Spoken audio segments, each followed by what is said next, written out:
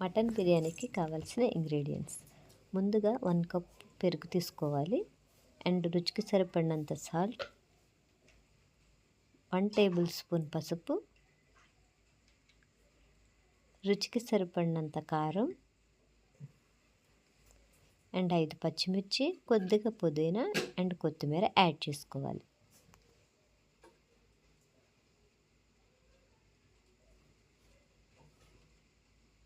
Two table spoons అల్లం వెల్లుల్లి paste add చేసుకోవాలి.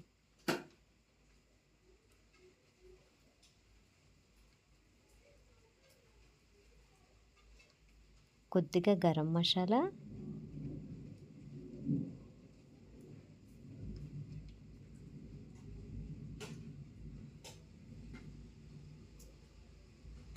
కొద్దిగా బిర్యానీ మసాలా యాడ్ చేసుకుని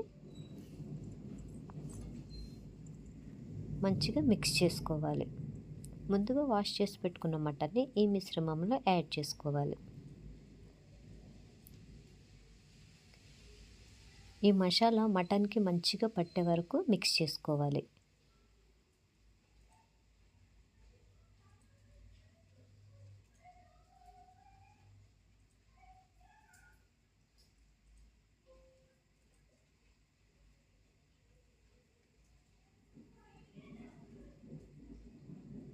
అండ్ లాస్ట్గా హాఫ్ ఆఫ్ ది లెమన్ని యాడ్ చేసుకోవాలి.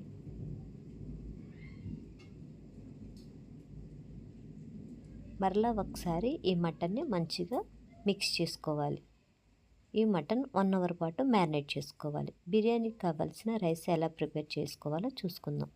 1 కప్ రైస్కి 2 కప్స్ వాటర్ని తీసుకుని మంచిగా మరుగుతున్నప్పుడు ముందుగా నానబెట్టుకున్న రైస్ని ఈ హాట్ వాటర్లోకి వేసుకుని 80% బాయిల్డ్ అయిన తర్వాత ఈ విధంగా పక్కకు తీసి పెట్టుకోవాలి. అండ్ మటన్ ఎలా ప్రిపేర్ చేసుకోవాలో చూసుకుందాం. ముందుగా కుక్కర్ తీసుకుని దానిలోకి సరిపడినంత నూనె కానీ నెయ్యి కానీ తీసుకోవాలి. దీనిలోకి బిర్యానీకి కావాల్సిన ఇంగ్రీడియంట్స్ అన్ని యాడ్ చేసుకోవాలి. ఇక్కడ నేను ఈ బిర్యానీకి కావాల్సిన ఇంగ్రీడియంట్స్ అన్ని కొద్దిగా తీసుకున్నాను.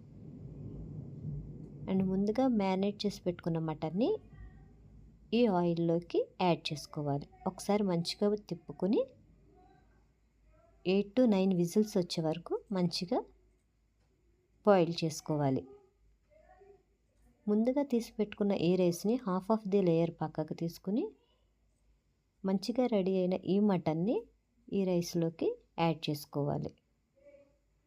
మటన్ యాడ్ చేసుకున్న తర్వాత ఒక 5 మినిట్స్ పాటు లో ఫ్లేమ్లో కుక్ చేసుకోవాలి. ఇక్కడ నేను ఫుడ్ కలర్ యాడ్ చేశానండి.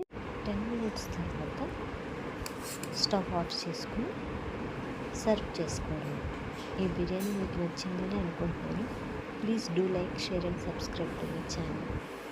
Thank you.